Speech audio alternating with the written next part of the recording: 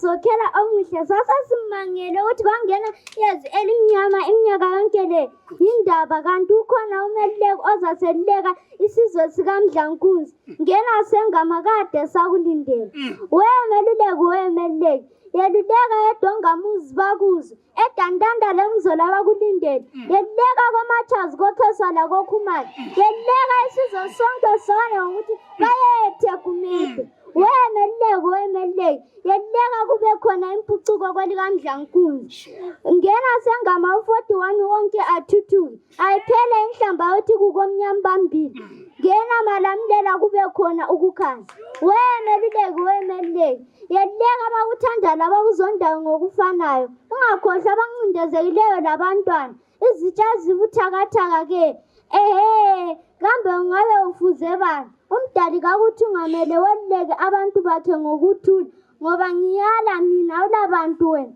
abantu ngabakaNkulunkulu watsho ukhulu kudala siyabonga eMdlankunzi eGumede eSokhela eNjezi eSengama emalamulela uqaba kavungame athi bayethe ibizo lami ngifethi diwenza yenzela inkonzo ethi kusina kudedelana bayethe nakaGumede bayethe ubabe kuyizolo bantu ukuthi njalo ngayo indaba egudwini iluba libuna ngemvelo yalo phela kusina kudedelana bayethe nakaGumede bayethe kusina kudedelana ukhulu libizo lobugileyo ugogo libizo lokulileyo intombi ngomncane ijaha ngomuthi induna ngwelilozi bayethe nakaGumede bayethe kusina kudedelana bakhokhele kahle abakhonjezi baphathe kahle Sokhela bahambe ngokuqotha bayethe nakaGumede bayethe nasindaba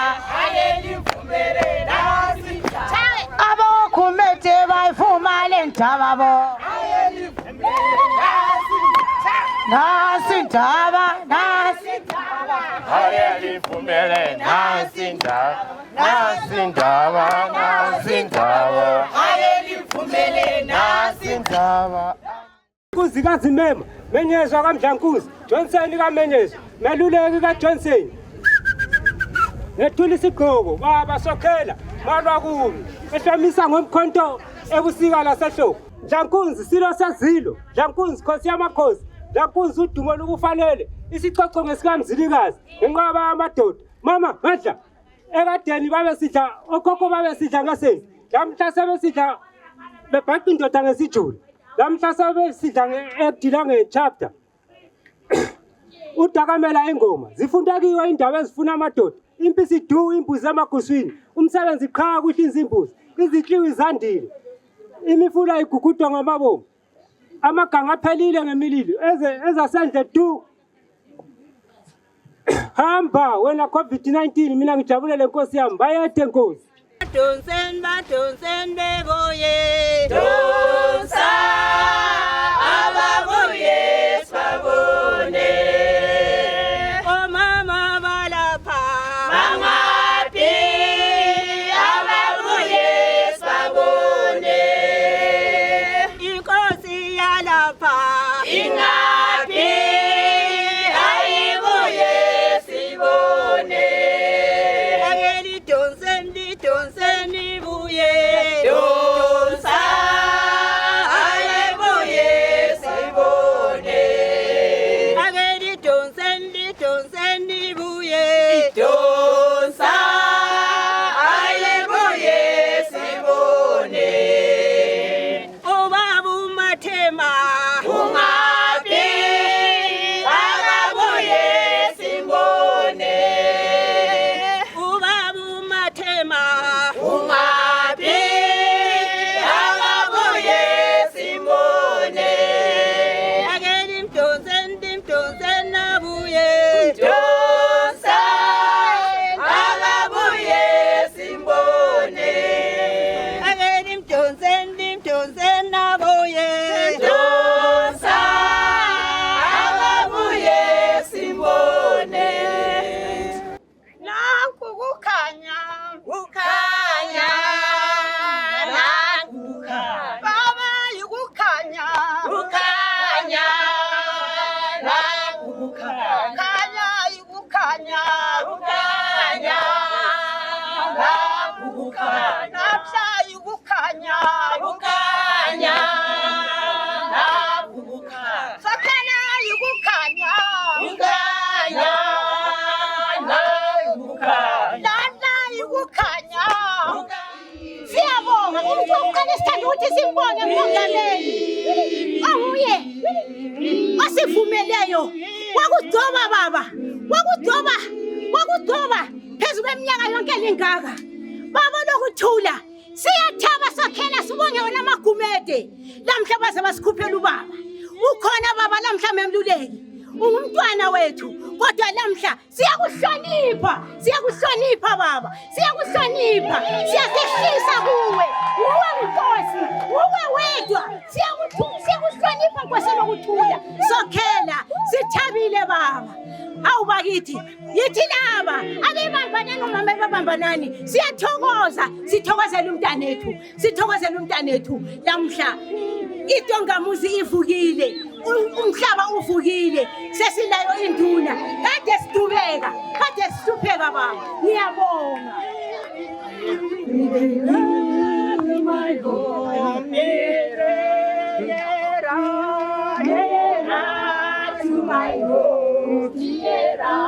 Ipiti elimnyama ngamlomo elithethwa ngezinyembezi zamadoda. Mfitshane wakithi onjobo kasinyatheli kanti ezabade ziyanyathela. Ezabade ngushaka senza ngakhona. Ezabade nguzide kalaka. Inkwenkwezi endele esilime. Ilanga elaphuma endlebeni yendlovu. Laphuma amakhwezi abikelana. Umzaca omnyama otshaya izinkomo wathaya ngamadoda. Utshani bude busemahali. Bothi mnakana butshaye. Busitsha lemitsha yamadoda. Umholi wenkomo ophakamayo. Abaholi benkomo abazidla ngokusishayela. Akuba.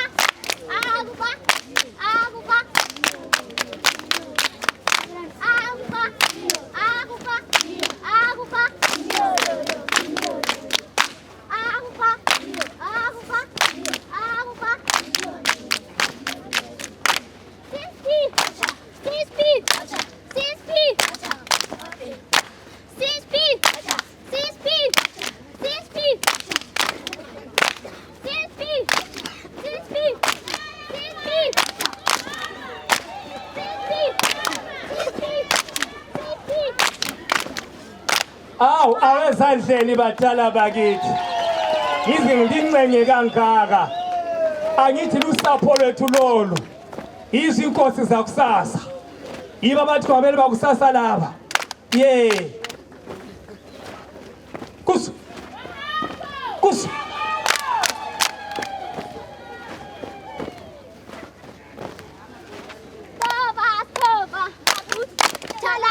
Yes. Bafuze mina, hey. Yes.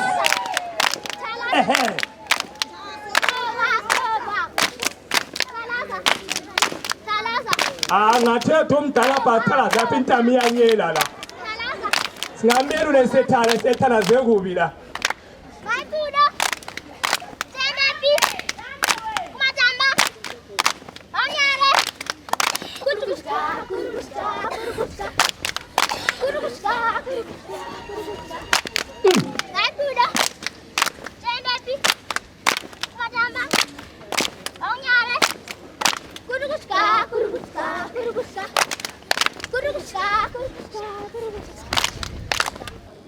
We are selling flowers. We want to build a block. Please help us. We are selling flowers. We want to build a block. We want to fundraise. Ucho njalo mfana lo. Nanka ama flowers lawa. A 50 cent that you are going to buy this flower is going to build a block. If 50 cents ongathenga iflower lwaleli izakwakha umdulo omkhulu. Chani izandla phela badala. Isikolo sesakhiwe. Siyabonga usokhela ukhona. Ngoba into zosebe zakhiwe izinto obusokhela usekhona.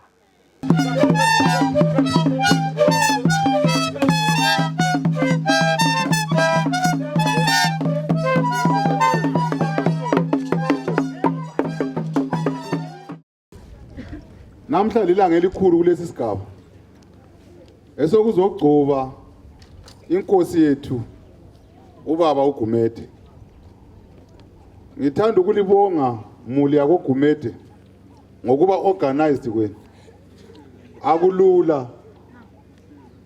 Umsebenzi eliwenzileyo ngokuba organize kwenu kwenze upresident kwabalula ukuthi appointe ubaba uGumede ukuthi ekhokhelele lesi sigaba. Kwezi indawo kunzima kuyathatha 10-15 years abantu bengalankosi yabo ngenxa ukuthi family iyabidonselana kungekho organized. But sithanda ukulibonga muli yako Gumede. And sithe sitshela imbali kabacabangeli kabanwa ikhanda ngabe khuluma imbali yabo besukele eSouth Africa konale besiza bezohlala koBulawayo besiza bezohlala eLupane besiza bezohlala eDongamuzi. Imbali yabo is straightforward. It is with my honor and privilege to welcome you all to this very important occasion as we officially install Chief Menyezwa Gumede. This is a very special event and we remain grateful as a province for the support you have always extended to our traditional leadership as a people. Allow me, ladies and gentlemen, to extend my sincere gratitude to you all and to encourage you to continue to preserve and value our traditional ways and culture and our culture. Chief Menyezwa, amongst your many roles, is the promotion and preservation of culture and heritage and the initiative of development for your community. Therefore, Chief Menyezwa Gumede, as the traditional head of your community, you are expected to safeguard and promote your Ndebele practices and values. Ndebele is one of the officially recognized languages in Zimbabwe, and it is a vehicle that has transmitted the Ndebele culture and traditions from generations to generations and should continue as such for the benefit of the posterity.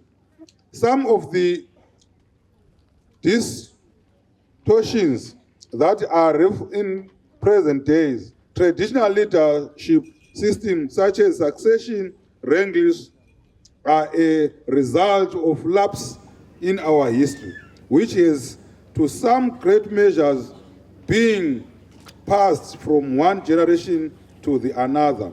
It goes without saying that you have a duty to safeguard this practice so that generation to come will observe it and preserve it. So kusitsho ukuthi ubaba uGumede irole yakhe ngokuthi make sure ukuthi izinto zomdabu iculture yonke yalesi sigaba nguye ikhangele ukuthi izinto sihambe kuhle. Le development yonke yasona isigaba ikhangelwe nguye esebenza labo headmen bakhe lamasebhu wakhe. So bantu besigaba lesi namhlanje lilanga elikhulu sibusisiwe ngumongameli okusi-appointela inkosi yethu uGumede okusemthethweni.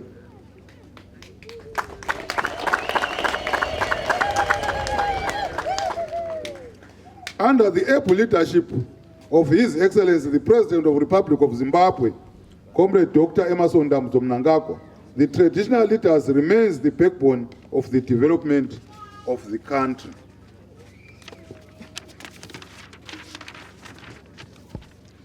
As they are the key to what the people want, as they live with the people in their respective villages and know all their ways, needs, and struggles. It is therefore crucial to encourage our traditional leadership to continue to work hand in hand with government to collectively empower and bring development to our people. I am confident that as we have always done, Chief Menyezwa Gumede will carry this vision forward and help our beautiful nation attain an upper middle income economy by 2030, because intuthuko iqalisa ekhaya njalo ilizwe lakhiwa ngabanikazi balo, idongamuzi izakhiwa ngabanikazi bayo belo Chief Menyezwa.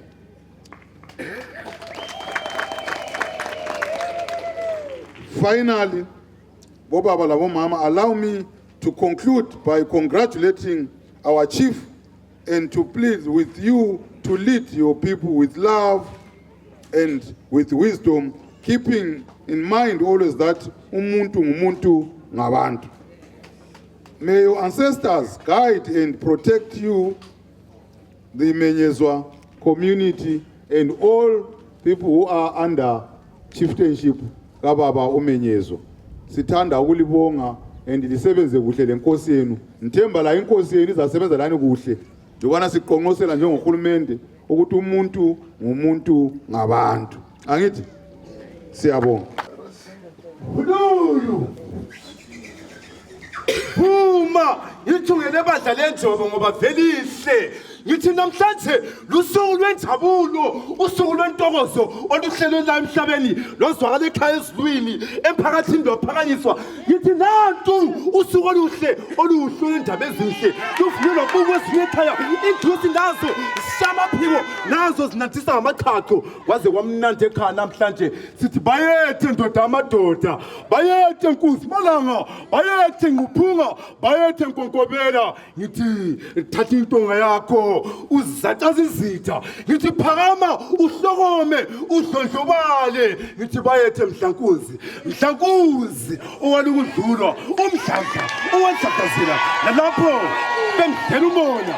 Ngithi wena madlamalala malamlela owalamlela izintombi lamajaha uqhwabe owaqhudelana kwaze kwahlabe kongoqo.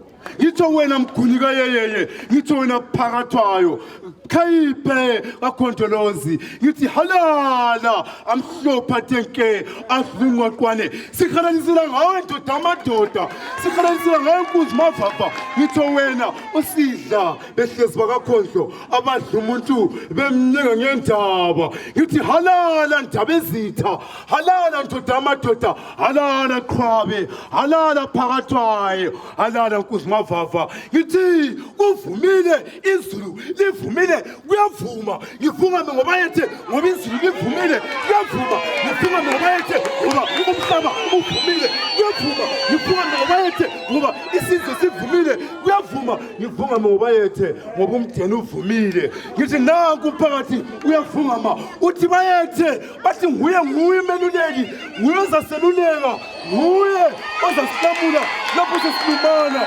nguye ozagqugquzela intuthuko kwelakithi.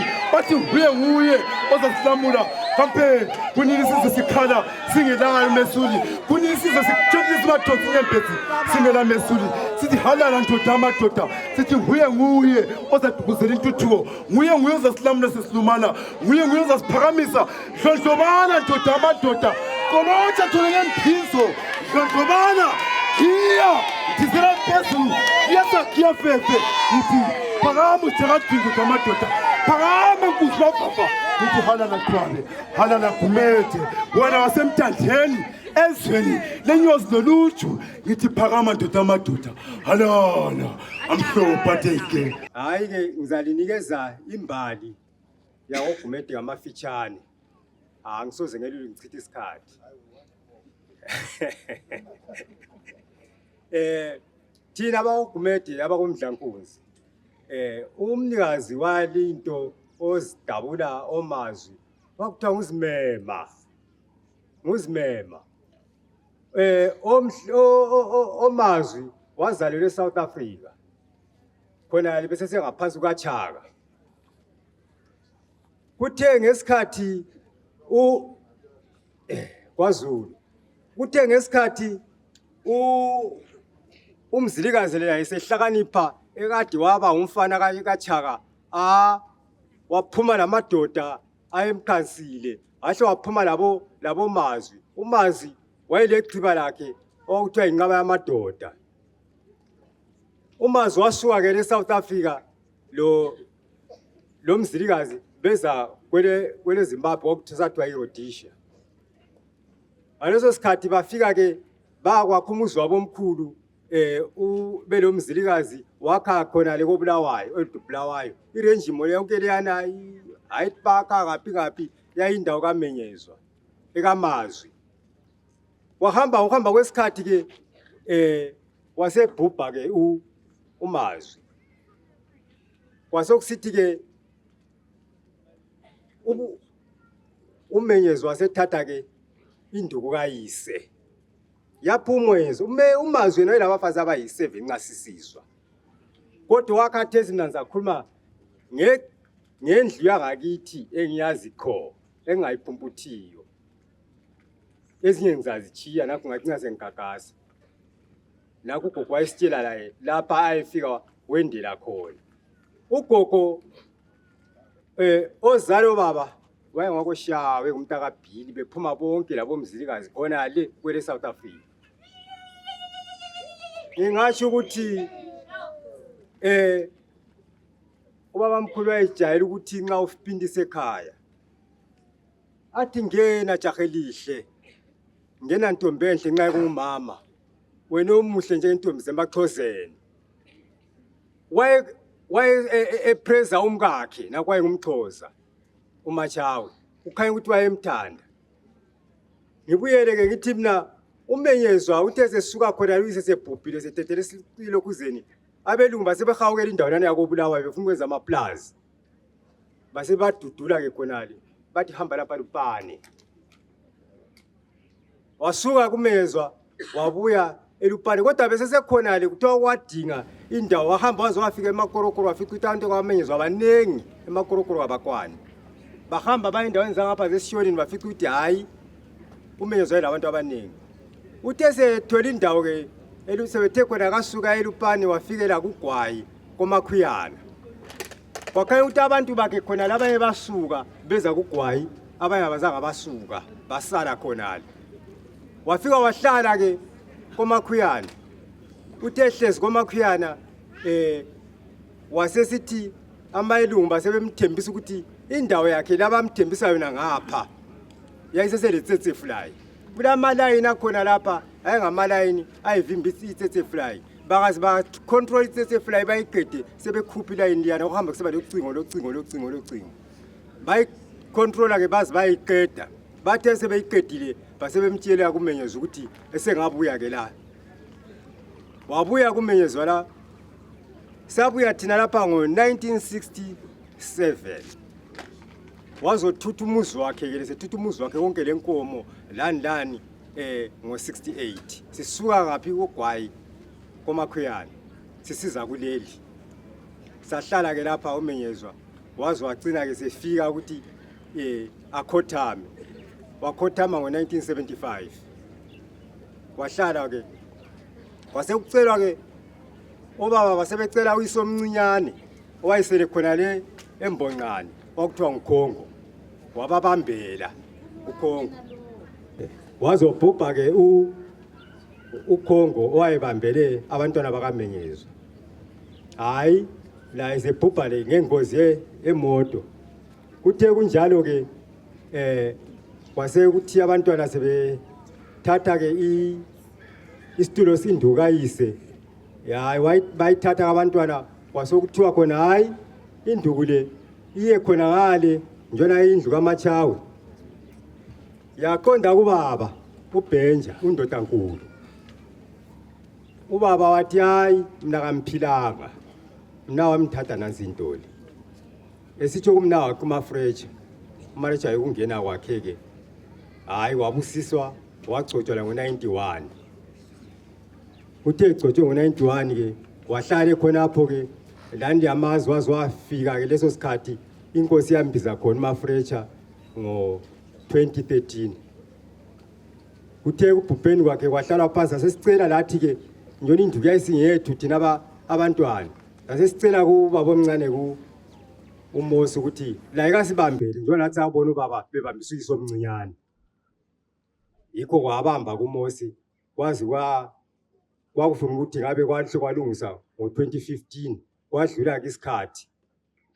Hayi salisana lokho esikhulumisana labo hayi kwazi ufika ke isikhathi sokuthi sihlale phansi. Sahlala phansi amahlandla amaningi sibile one kulama differences. Kuthe kunjalo ke sahlala phansi hayi savumelana sikuvumelanayo sakhuluma eguga savumelana sakhetha ke ithole elingumeluleki ukuthi yile siyayinika induku kayise. Kanti ngaphambilini izolo sibeka yena uJohnson Mafrecha Menyezwa sasimbambise induku kayise uMeluleki. Yikho ke ngezinye indlela sathi sambusisa khonapho. Sathi samgcoba khonapho simbambise induku kayise. Khathesi besizogcwalisa siseguga lapha ukuthi hayi lokho esasikuthembise khona gcwalisa. Bazali engilitshela khona ukuthi ubukhokho bakoDube budliwa ngabazukulu bakoDube. Lingaphambanisi liduhe. Landelani abanikazi bona ukuthi bathini. Kathi wena uzakhuluma khona wangaphandle ukuthi wazini ngokwakhona ngale. Uyakwazi okwemuli yakhona. Lingalandeli umuntu nxa lolutho lwakhe bese lilandela ukuthi lifuna idlelo khonapho. Lizalahleka. Mbona ngani ngembali yakoMenyezwa ngima khonapho ngiyabonga. Ubaba esimbeka lapha siyananzelela ukuthi ngumuntu omutsha. Nxa subekwe ubuduna uyachiya isize yakho. Usuhamba labantu abadala. Nxa abantu bezokubona emzini wakho kabathi ukuthi siyabona umfana lwana. Bathi siyakumdala. Lanxa ule 18 years ubinduna ufaka ku18 years usiyaphezulu. So lamhlanje nxa ubulabangane isize yakho sokuzamela ubone ukuthi ubaxwaya njani. Ngoba abantu abanengi osuzaba labo ngabantu abadala ukuze bakuxwayise ukuthi lo umsebenzi uqhutshwa njani. Ubaba uMinister we-Provincial Affairs ubaba uMoyo uthe uyalibonga abantu bakoGumede ngomsebenzi elawenzayo. Kodwa mfundisi ukuthi ngithi mina kwakungalula. Kwakungalula. Thina njengezinduna zeprovince sathumela izinduna kuyona lindawo amahlandla amathathu. Kungalanto esiphuma layo. So ngithemba ukuthi ulibongela ukuthi loba kwaba lobuzima obukhulu kangaka kodwa liphumelaye umuntu wenu elimfunayo njengoba lamhluyabeka. Kodwa bobaba labomama kwakungalula. Nxa ungena ubuduna lapho kwaba lo mbango khona. La ungena kakulula futhi ukuthi umsebenzi wakho uqhube. Ngoba uzalaba abantu abayizitha abedlula abantu abangabangane bakho. Ungalandela lokho uqalisa lo msebenzi uzalahleka. Kuyabe kufuna ukuthi uginye ilitshe. Uthi all right. Ayisibo bonke abantu abangakuthanda after all. Uyakunjani ongathandwa abantu bonke.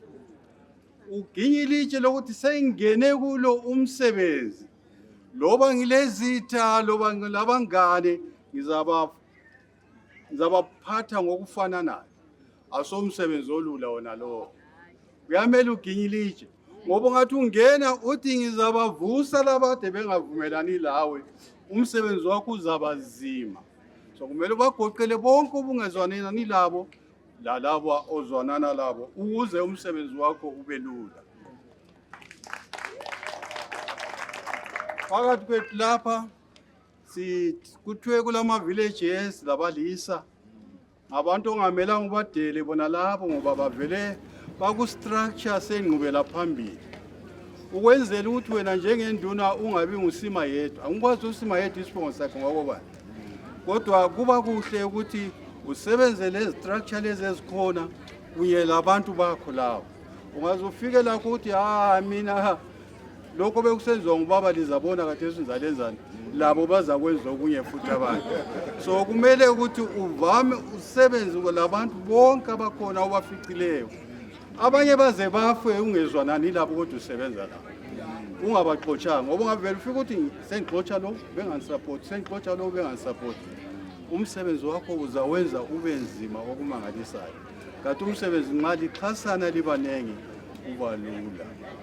For the children who are here, the history of this country is a history of people who have moved from all over Africa back to Zimbabwe, whether they came first or they came last, but we all moved to this land called Zimbabwe. Ngibe ngilandela kakhulukazi isibili ngoba nginanzelela ukuthi bonke abantu abaphakathi nakwelizwe laseZimbabwe ngabantu abasuka kwezindawo besiza phakathi kwaleli lizwe. Matabele North is fortunate in that it is the first people who came to this country. These are the Chao people or the San people who are found in Cholocho and some of them in Bulilima. Abantu esikhuluma ngabo lapha abanengi bakhona ngabanye abahleli eBulilima ngabanye babantu labo abayenza sibe lapha namhlanje.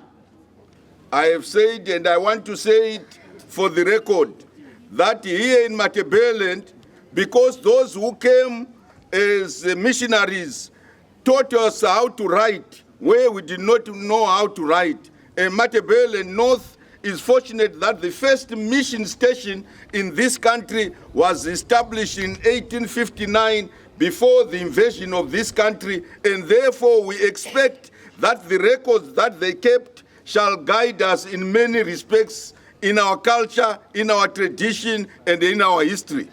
Sithanda ukubonga laba ababuya ngezenkonzo ababuya lapha eMandebeleni babuya basifundisa njalo ukuthi sikwanise ukubhala. So silokuthemba ukuthi imbali le abasitshela yona sizakwanisa siyilandele kuhle siyibale kuhle. The chieftainships of this country can tell us the history of this country all over Zimbabwe. Ubuduna bonke abaleli lizwe buyasitshela yonke imbali yobuduna bonke obukhona lapha eZimbabwe. I particularly enjoy when I hear a family spokesman talking about their history, and we check that history with what we have in our files. Ngiyathaba kakhulu nga ingcenye yemuli enguye okhuluma ngembali sibuye futhi siyakhangela amafayile esilawo ukuthi imbali abasinike yona kuyahambelana na. So from Zimema in KwaZulu to the present one, Meluleki, we can follow what has happened between that chieftainship in KwaZulu under Chaka to the chieftainship in Zimbabwe under President Emerson Dambudzo Mnangagwa. ngasikhangela sisuka ngale kwaZulu sizofika namhlanje lapha kumeluleki imbali yakhona iyalandeleka nje size sifike namhlanje lapha ku Second Republic lapho silaba khona umongameli uMnangagwa engumongameli welizwe. What I request of the family, working together with the DDC and our traditional leadership, is that you produce what you have said here, and you are able to tell every child who grows up in this Gumede chieftainship so that they understand the history of this country. Yes, the President of the Republic of Zimbabwe is the man who appoints chieftainships of this country. Liqiniso lelo ukuthi umongameli welizwe leZimbabwe nguye phela okwanisa ukubeka phela amakhosi uwanikezwe lawo amandla. But that process starts in the household of the chieftainship. Uhlelo lolo luqalisa phela phakathi emulini. So the Gumede people have chosen their chief, and all the structures, which includes the Provincial Assembly of Chiefs, the National Council of Chiefs, the Ministry of Local Government and Public Works, all they are doing is to facilitate so that the president can appoint the person who has been selected by the family. Abakugumede likwenzeli kanginanzelela ingatsha zonke ezinanzelelekayo ukuze sifike namhlanje okunika umongameli welizwe amandla ukuthi ekwanise phela ukuthi induna igqotshwe namhlanje. So the president has appointed this chief we are going to install today. Umongameli welizwe ufakile ngombhalo ukuthi hayi induna le namhlanje ifuze igqotshwe okusemthethweni. This installation on behalf of the president is to say this chieftainship which is here in Lupane, when he becomes a chief and he has all the attributes of a chief, he is a chief in Zimbabwe, not in Lupane only, not in Matabele North only, but in the whole of Zimbabwe. Ngimele ubaba umongameli induna esigcoba lapha namhlanje ayisikho ukuthi izawuba induna kuphela eLupane hachi uselamandla ukuba induna yeZimbabwe hacho eLupane kuphela. You are lucky you are having a chief who is a natural leader. Lile nhlanhla ngoba linikwe induna vele ilobuduna yena ngokwayo. When he went to school in Bubi, where Chief Mchane Kumalo comes from, he became a head boy there. Ezehambe esikolo lapho phela ubaba uMchana ayinduna khona wafika waba nguhead boy khona ngale. In addition, he became the football captain. Wasuka futhi waba ngukapteni futhi wesenguqu khona ngale. Wherever he went to work, whether he was working for DDF or he was working in other areas, he was a leader. Lapha ehambe siyasebenza khona kumbe kuse DDF kumbe kungaphi wayefika ebe inkokheli khona ngale. So we are appointing and installing a chief who is a natural leader. Sigoba induna vele ekhule elobukhosi phakathina kwakhe.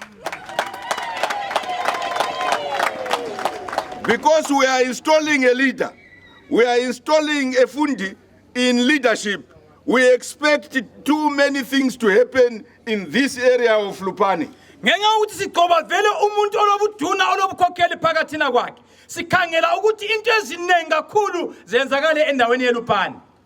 I cannot recite to you what needs to be attended to by both the chief, the rural district council, the minister of state for Matabele North, the DDC here in Lupane, or by the government as a whole. There are many things that they have to attend to, but now we have a leader. Ansoze ngikubale lokho kufuze kwenziwe induna uTTC usikomishi lezinye ingatsha zikahulumende kodwa ke ngenxa ukuthi sigcoba inkosi ovele lobukhokheli hachi lokho vele kuyakwenzakala. The road is bad. Umgwaqo hachi mubi. We know that Matabele generally is a dry area. Siyakwazi ukuthi ngapha eMandebeleni vele indawo yakhona ilugwadula.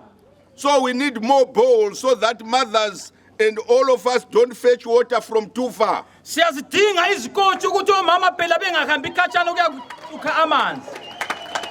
We need more clinics because the people are spread all over, and the mothers who go for mother care, we don't want them to travel too far to clinics. Siyafuna izibhedlela amakliniki ukuthi omama phela uma besiyalindela befuze bebelethe bengayihambi imango emide.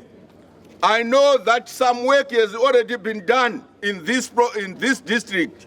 Ngiyakwazi ukuthi umsebenzi eminingi isiyenziwe endaweni yaseLupane leyi. We know that a lot of work that has been done in order to do irrigation have already been done. Ngiyakwazi ukuthi eminye imisebenzi efuze yenziwe ukuze kube lama irrigation eminye yakhona imisebenzi isiyenziwe. There is an irrigation scheme which I encourage all village heads to go and see at Bubi Lupane, so that when the time comes for Gwai Shangani to have irrigation in this area, you know the model that the government wants to do in order to have rural transformation of this country. Ngifuna ukuthi osobhuka abanengi lihambe liyebona irrigation eseLupane Bubi Lupane ukwenzela ukuthi libone imizamo efuna umuhulumeni ukuthi siyenze ngokuphila kwethu kwensuku zanamhlanje. The government want to look at all the irrigation schemes as Chokongwe, Mokovula, and Zinapi, and Shoko, and the other areas, so that we can modernize all our irrigation schemes. Uhulumende ufuna ekhangele eminye imisebenzi yenziwa kubo Chongokwe, kubo Makovula, lamanye ama irrigation akhona ukuthi impilo zabantu ziqhubekele phambili ngobuhle.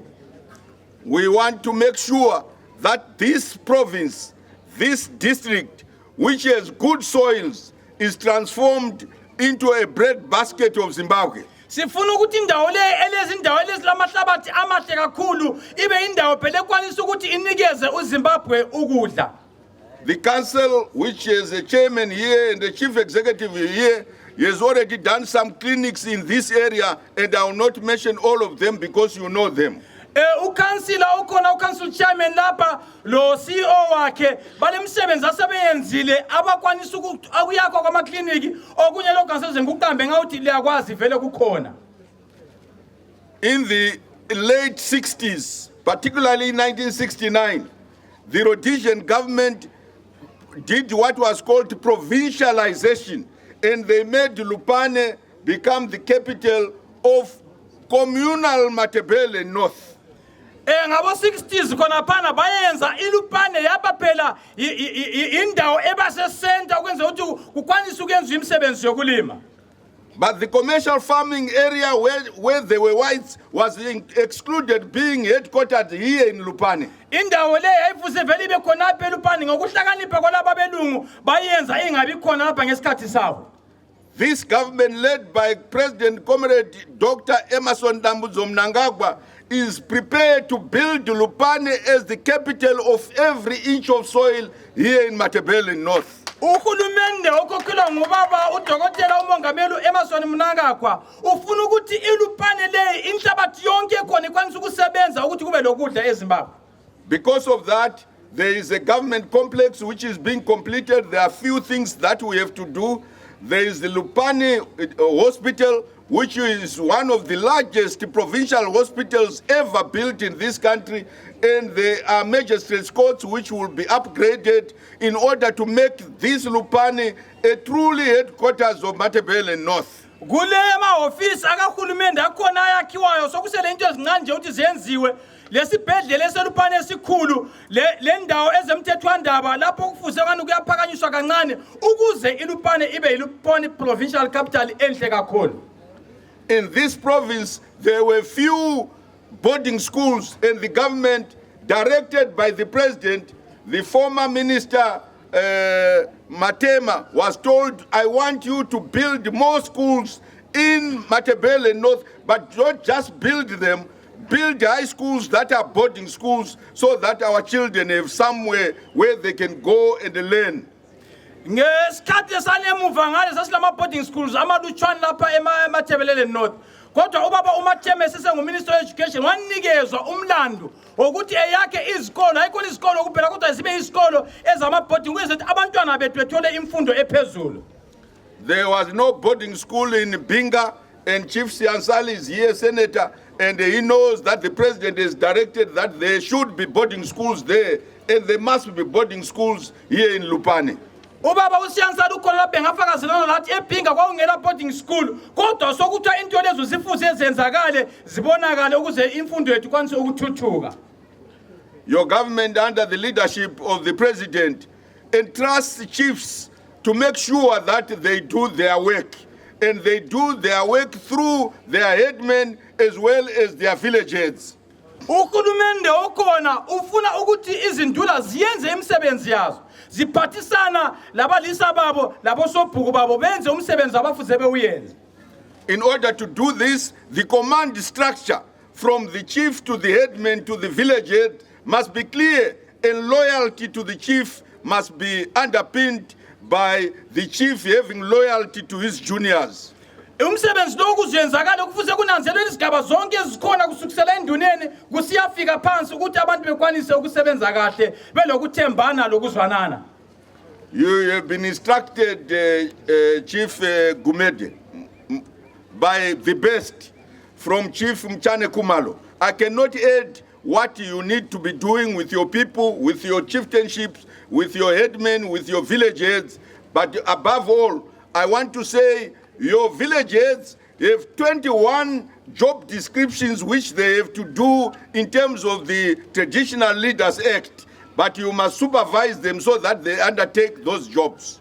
Ulayiwe lapha induna enkulu ubaba umtshane Khumalo ansoze ngeke ngikukhulume lokho kodwa osobhuku bakho balemsebenzi engamachuma amabili lanye abafuze beyenze belandela ugwalo Traditional Leaders Act. We in government, and particularly in local government, want to support every village head, and I've heard about the number of village heads who have been appointed, 688 out of 700 something, and they will make sure that we process the rest so that they can help the chieftainships here, the chieftainship of the Mabikwa family, Kumalo, and the chieftainship of the Gumede family. Thina njengokhulumeni safuna ukuthi sithuthukise ke phela osobhuku abakhona abasebenzayo. Ngizwile ukuthi abanye bakhona sebagcotshwa, abanye bakhona abakagcotshwa. Njengokhulumeni sizayenza ukuthi laba abangakagcotshwa bekwanisa ukugcotshwa kwenza ukuthi umsebenzi enduneni zombili uMabhikwa lo baba uGumede umsebenzi wabo uhambe lula. You are a chief of the area, and that means everyone who works for government is under your leadership. And make sure that they work so that they support the development of this area which is under you. Usuyinduna yalesi sigaba. Kuthi ukuthi labo bonke izisebenzi kahulumende ezikule indawo lifuze libananzele ukuthi bayawuyenza umsebenzi ukuthi ingqubekela phambili ikhanye kube lokukhanya kulesi sigaba. We no longer have chiefs who go to the to Lupane with their heads under their armpits in order to salute our DDC. Asela lokholokana ukuthi izinduna zezazikhamba zikokodele ingwani zabo ukuze befike beyosaluta uSkomishi lokho akusekho kathesi. We have chieftainships who know that this DDC is here to coordinate the development of every inch of Lupane district. Sesilezinduna ezikwaziyo ukuthi uSkomishi umsebenzi wakhe ngokubona ukuthi ukusebenza kuyasebenzeka kuhle kusibale ngqobekela phambili kule district. Don't hesitate to complain and to report those teachers, those headmasters who are not working so that we can produce good results in your area. Lingesabi lokukhuluma lokho ubaqamba labo abangayenza umsebenzi ababalisi abangafundisiyo ukuthi sibe labantwana abapasa ezikolo lokho likukhulume kwabalabo abakhona phambili ukuze sibone ukuthi umsebenzi kuyasetshenzwa okuzwayo. Don't hesitate to report anybody from Agritex who is not helping the people of your area in order to do Intwasa in the proper way, in order to make sure that there is agricultural production in your area. Nalabo abangabalimisi abayenza umsebenzi ungahambi bakhulume nini ngoba sifuna ukuthi phela uhlelo lwentwasa luhambe phambili kube lokusutha esigabeni sethu. Don't hesitate to report those from social welfare who, instead of giving food to the 130,000 people who have been selected in this district, they are now using it for their own ends. Lalabo abasocial welfare abafuze benika abantu ukudla lingabona sebengasanika abantu ukudla siyabacela ukuthi indaba lezo zizifikise masinyane kulabo abafuze bezilandelele. To you, the people of Gumede area of chieftainship, I want to say this has been a long time waiting, Your Minister of State has commended you for reaching an agreement, but what he didn't say was it took 9 years, almost 10 years. But I'm very happy like him that you finally came together, and today we are ready to install your chief in the area that he must administer. Into esikhona ilanga namhlanje ilanga kade likhangelelwe. Uminister of State kasalitshela ukuthi siphose saba leminyaka eli10 lokho kujudulwana kodwa namuhla hayi sesifike komlindo uyaqina ilanga kade silimelele ilo lele lenzakale namuhla lifike lapha limanyana khona sasafika namhlanje bathanda ukulibonga ngalokho. To the 32,000 farmers here in Lupane and here in Chief Gumede's area, when the chief comes to you in order to create Impala Senkosi, he is doing so that we can help those who are not able to help themselves, the disabled, the old age, whether women and men, and the child-headed families. This is why we have said every chief must have Impala Senkosi, and please help so that we grow it here in Lupane. Ebangeni lokuthi uhonorable minister simbone ngoba induna Siyatanga investiture yedu ichapa honorable minister utati fekedzere mambo wedu gown re pepo inoratidza umambo ne red yo gauni re umambo muno muZimbabwe gauni Isembatho esiminister ngifopela ukubonga amakhosi iphepho imele ubukhosi bumele ubukhosi yithi sembatho esitholwe nguminister honorable baba uJuly Moyo yithi sembatho sakhona leselisibona alithengisa sona. Yes. Inkosi isigokiswa okusemthethweni impululu abakhweli ivokloko phela inkosi yethu yagqoka namntu okusemthethweni impululu. Yes. Mambo anofekezwa zvakare heti inonga ine insignia yegovernment of Zimbabwe. Which side? Inkosi yagqokisa futhi ingwani njengoba liyibona nasani ingwani emhlophe iyagqokiswa namhla inkosi okusemthethweni impululu amavokoko lezinkwelo bakithi siyabonga ingwani eliyibonayo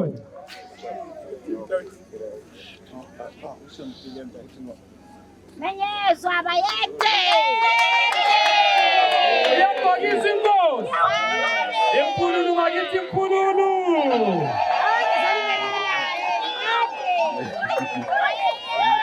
Hallelujah.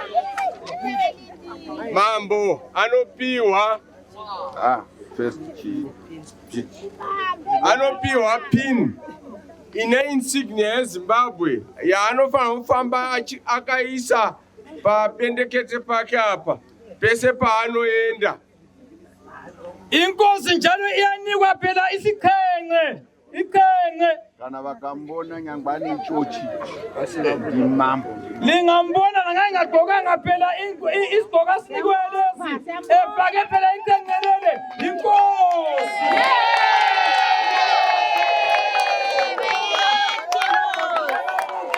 Gumede impululu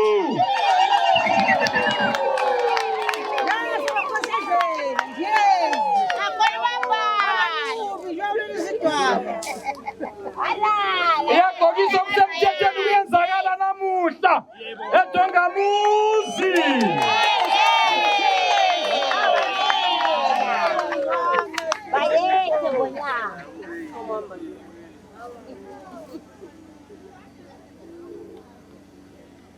Answer ndikachipfeka so I might not do it properly.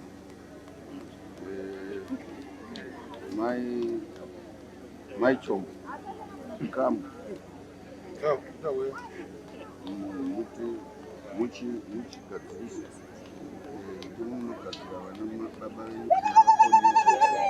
Impululu.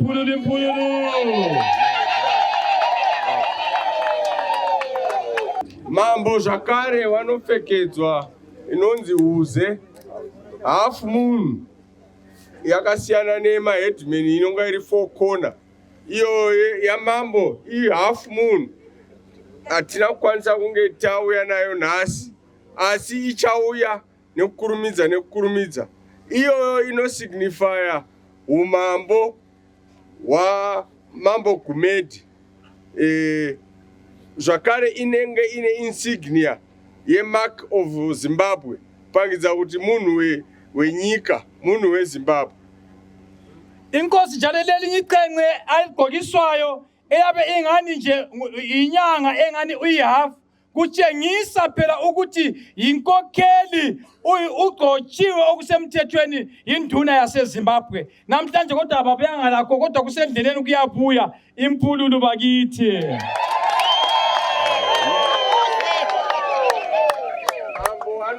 Zvakare tsvimbo yeumambo. Tsvimbo iyi anotarisira paanonga ari kutonga, anonga akaibata achipangidza kuti ndiye mambo wenyika. Inkosi njalo yanikwa induku njengoba libona ibhoti induku. Lapho phela abetenisa khona amatana. Uyabe ithwele leyo nduku, iyo libona ebhodayo lapha. Impululu kuyenzakala eTongamuzi.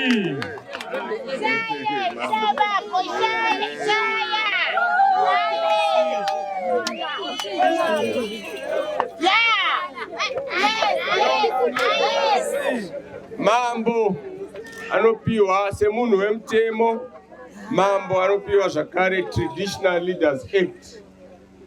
Uriwo mutemo wenyika yeZimbabwe unoona nezvekugadzwa, nezvekutongwa, nemabasa ese ema-traditional leaders anobata iwo mambo samambo nemaheadman awo nemasabhuku awo. Inkosi ilogwalo njalo alunikwayo okuthiwa i-Traditional Leaders Act.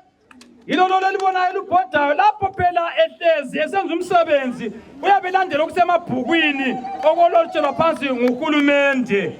Yilo ugwalo lolo libonayo isihlonyisiwe inkosi namhlanje.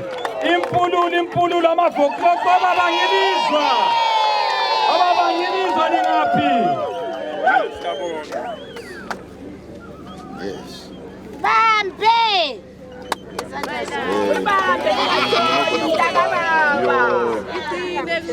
What is message? Messenger. Tumende. Anonga nezvakare nemacheni.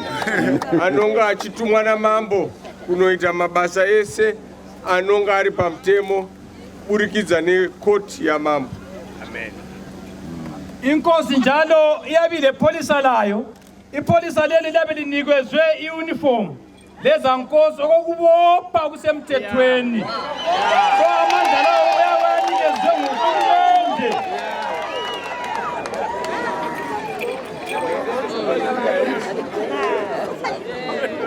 Sifuna abalisa bebuye phambili bezotshengisa intonipho yabo oyedman. Langala mntu ubuye ugqoka isuti enjani, kodwa namuhla uzabe uzohlala phansi lapha ethulini utshengisa ukuhlonipha. Ngiyababona bayabuya abalisa. Bayabuya abalisa bezotshengisa intonipho kunkosi yabo. Sibatshayela izandla.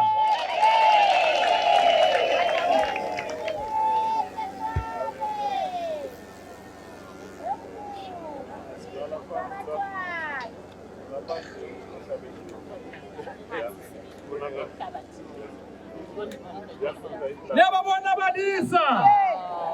Batala phansi. Bekhothamela inkosi yabo. Betshengisa ukuhlonipha.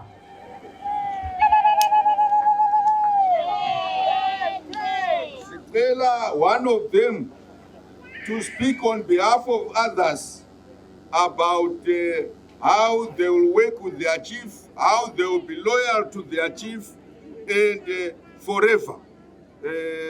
Ngiyabonga uziphathamandla zikahulumende asoze ngibalise ukuthi mbonga lo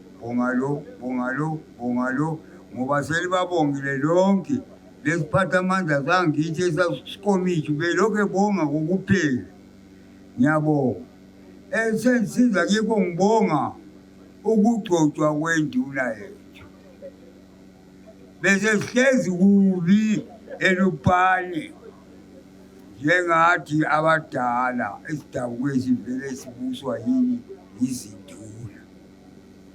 Ilupane bese singasela nduna injo leyodwa bese ngiswele ukuthi ngiqonde ngaphi. Nginjenje ngilapha kunapha bekufanele ngayimoto ibuyile izolazonithatha wakhanga imoto yabuyanga kodwa ngesifisa ngangena ebhasini ngazokwehla khona ngilele sengisegangeni landa ukuthi ngizobona ukuthi induna ngabe sengilayo yini. Ngiyabonga njalo kwesibili kangiqali ukubona ungathi ukugcoba induna yami ngiphindisa ibili kugcotshwa uyise waleli jaka ngangikhona lamda kugcotshwa yenalo nami ngikhona bese ngicina ukuthi hayi induna yethu induna kayilamntwana wakudendumisa pha ayilamntwana induna ayilaqhegu ngumuntu ohlonishwayo ngesikhundla sakho yiso sona njengoba kade sizembatho lezi ngezikahulumende ingwane liyana ngekahulumende icengeleli ngelikahulumende yikho sikuhloniphayo.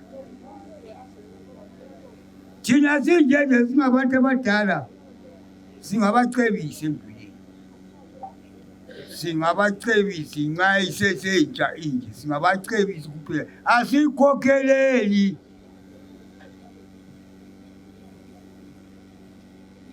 Asikhokheleli singabacebisi ngoba siyayihlonipha. Akula lutho esingalubhoda eceleni siluhambise kosikomiti singadlulanga ngaphi enduneni. Lonke ulutho silusenduneni induna siludlulisele ngaphi kosikomiti. Mtenjwa Kumalo. Aiwa. We want to thank Headman Mtenjwa Kumalo on behalf of other headmen for acknowledging the leadership of their chief and that they are the advisors to the chief. They will not go to our DDC without going through him. So we want to thank you.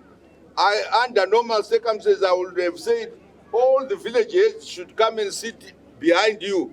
But because you are now advanced, I will let you go and sit. Please. Okay.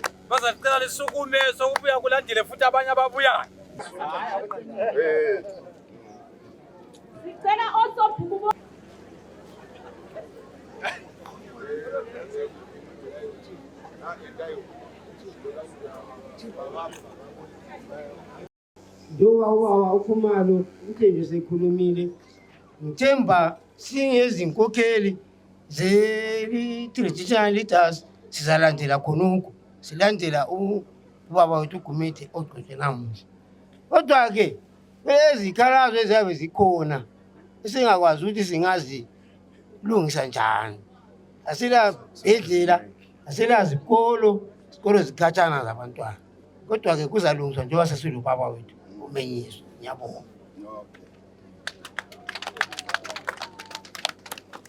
Aiwa, siyabonga. We come to the end of this ceremony. But in our tradition, when a chief has been installed, we as the people of the area, we have to say, Amhlope. Yes. And we don't say Amhlope using our mouth. Sometimes we use our pockets or our, what do you call them? Matanga? Isvaya. Kibanini, goats, sheep, cattle, to say Amhlope to your chief. We in government, we have already sent money in his account, $200 to say Amhlope.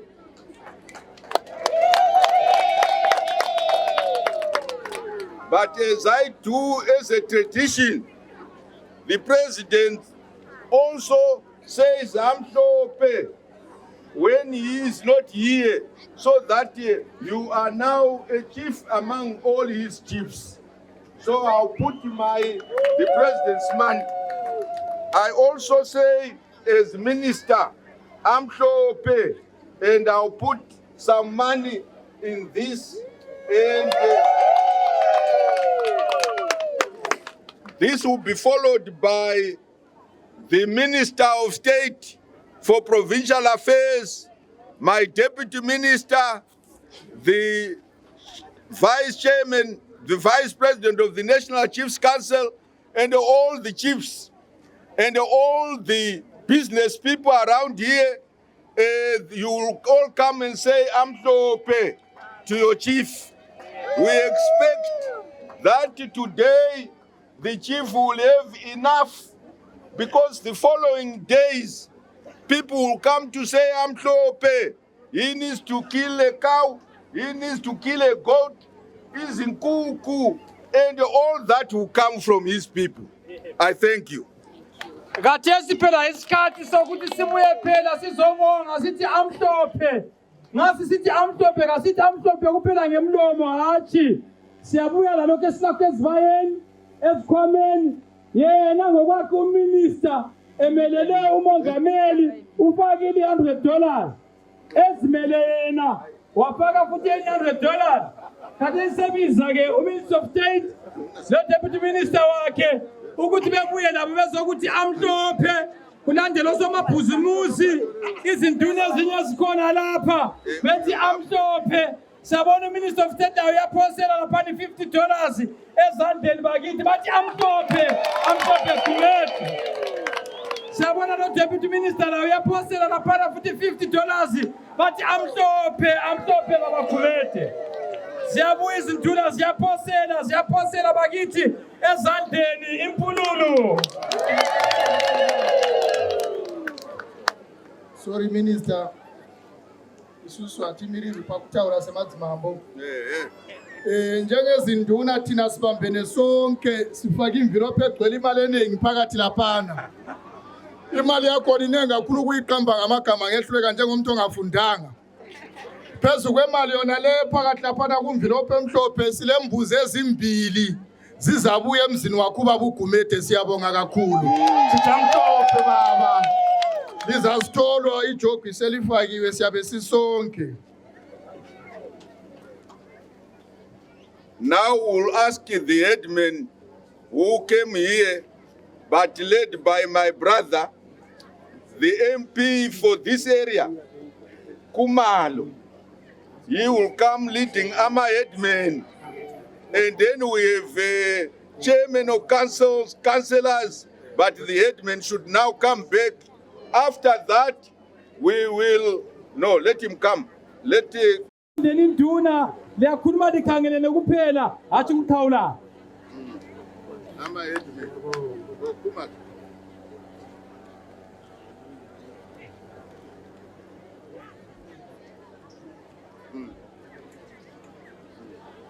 Yes. Okay, put it in there, and then you can talk. You must talk.